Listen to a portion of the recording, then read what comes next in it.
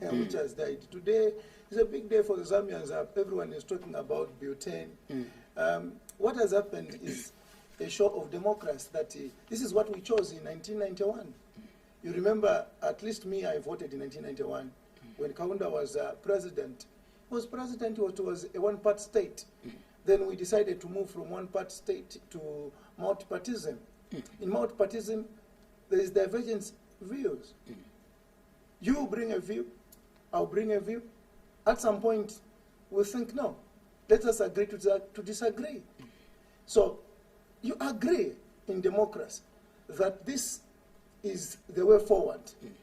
And some will say, okay, this is the way, and others will say, this is the way. And at a point, because we are one, we are a country, and that parliament is one, and that's why there is a law of voting. You go and vote, others, okay, it won't pass. Sometimes it will pass. That's the way multipartism is. So it is an idea which we have accepted as Zambians from 1991, and we shouldn't be surprised about it anyway. All right. And for you, you've decided to go the opposite way. You see, we are representatives of the people. We represent people. Like, personally, I come from Mwembeshi. I've got a constituency, and I talk with these constituency people. They'll tell you, look here, we sent you to be our representative, and we have said no to such. Therefore, no matter how good you think it is, we the people who have sent you, we are saying no. So, who am I? What were the people saying no to? If you say, when you speak to the people, and they will tell you to say, no matter how good the bill can be, we are saying no. What were the people saying no to? Because I want to believe that it is also your mandate as a member of parliament to educate your people where they are failing to understand.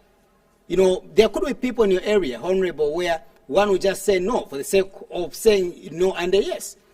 But you've been employed, you've been elected to educate them. What were your people saying no to? Listen, the issue is when you are touching the issue of the Constitution, you don't change the Constitution as often as you wish to change it. You don't do that. All right. Because that is our bedrock. That's why everyone has, if anything, that's why you are supposed to lean on. So you don't change the Constitution anyhow. And when you are changing the Constitution of the land, you must gang up consensus, big consensus. I want to tell you, before that issue came, when it just started, I was one person who went in Parliament and advised both sides, the PF and the UPND, for this Constitution to be changed. You don't just need PF, you need the UPND.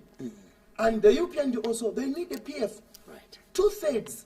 When you're talking about 2/3, you cannot afford to divide yourselves within yourselves. You look at Parliament, you cannot divide yourself if you want 2/3. So the idea is that if UPND wants the Constitution to be changed, they must lobby with the PF. What is to lobby? If you think that my friend is not happy with this, sometimes you need to bend a bit so that you accommodate your friend. And if your friend is saying, no, the playing ground is not very good, I'm not happy with the playing ground, so how do we share? I think let's hold on to this until we have got a bit of a good playing ground which you think we can do. And then you come together. Because a constitution, when you change it, you cannot afford to be changing constitutions after 4 years or after 2 years. You can't. You can't. So the people in... Right. When you talk about us changing the constitution more oftenly, or frequently, are you trying to put a blame on someone here, or should we put a blame on the PF? Because you are part and parcel of whom should we blame here? Everybody in Zambia is supposed to be blamed. I think blamed. We cannot put the blame specifically to say, no, maybe this today, those who have said no to it, then they shall be blamed. This is a constitutional right. You know that it's a constitutional right. There at Parliament, that's why we say we vote yes or no. For your own information, yesterday, there was a motion to censure Bowman Losam. When the motion failed, Can you say no, there was no democracy? There was democracy. People were happy that he wasn't censured. So that was democracy. That's what we chose. So you can't blame people when something hasn't gone. It was being rejected until at some point someone had to go and beg from the other side to bring them on board. This is the whole idea. When you bring people on board and everyone is agreeable, then you change the constitution. The constitution is not something you just wake up in the morning, someone saying no, someone saying yes, because when you say yes, or if you drag people, when that thing becomes law, in the judiciary, they will implement it. You are not agreeing. Of course, not everyone is going to agree, but I think the country was so much divided. It was just prudent that we'll rest this thing, forget about it for a while, let's forge ahead. Who divided you? As our leaders, our parliamentarians? No, it was a thought. It was ideas. It's not anyone who divided us. It was the ideas. Sometimes you don't agree with this thing. We don't agree. So if you don't agree, there's no one who is saying no. You because you don't agree, someone has told you that no, go and say no to that. No. We have got, first of all, the constituencies where we are coming from.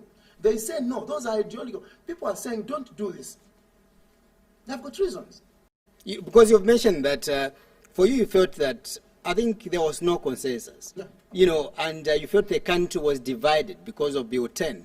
Hence, you decided to, vote against the bill. So the question is, who is to blame here? Who divided us in this case? Let's not bring the blame game. Let's not play the blame game. These are matters of democracy. When you are in a democracy, this is what happens.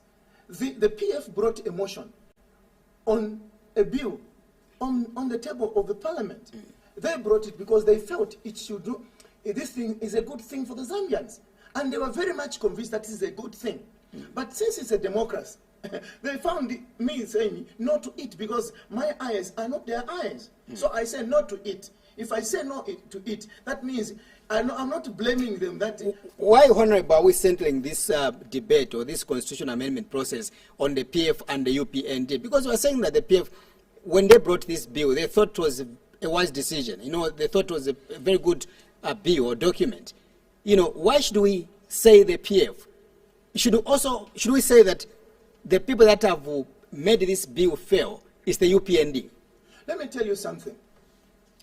In a democracy, you'll find that major democracies, there are only two. It's either you are left or you are right.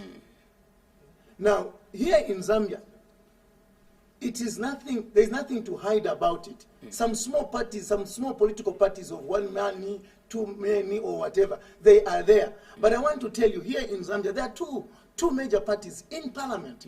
You are talking about the UPND and the PF. Now, I told you, constitution, if you are going to open that constitution, you need 2/3. So PF hasn't got 2/3.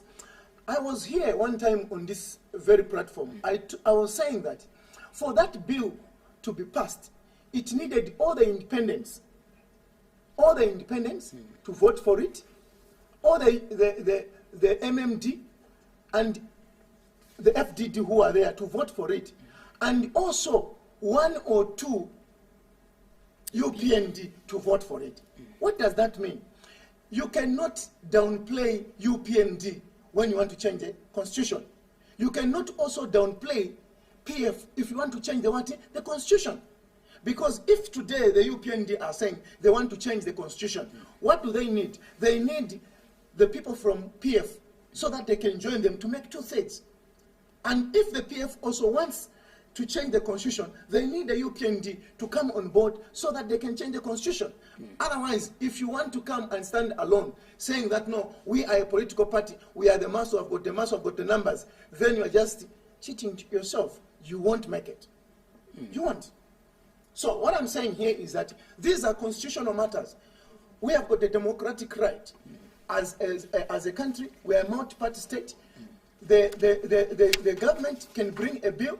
Even the backbenchers can bring a bill. But that bill, which needs to change the constitution, must be 2/3. So if you cannot gang that number, my friend, if I want to get something from you, I must be able to get it somehow by lobbying. But if I want to get it by force or by any other way, you won't make it. Was there some kind of force that was used No. on you, on your side? No, not really on my side. No one could do a force on me. Neither, what I'm saying, and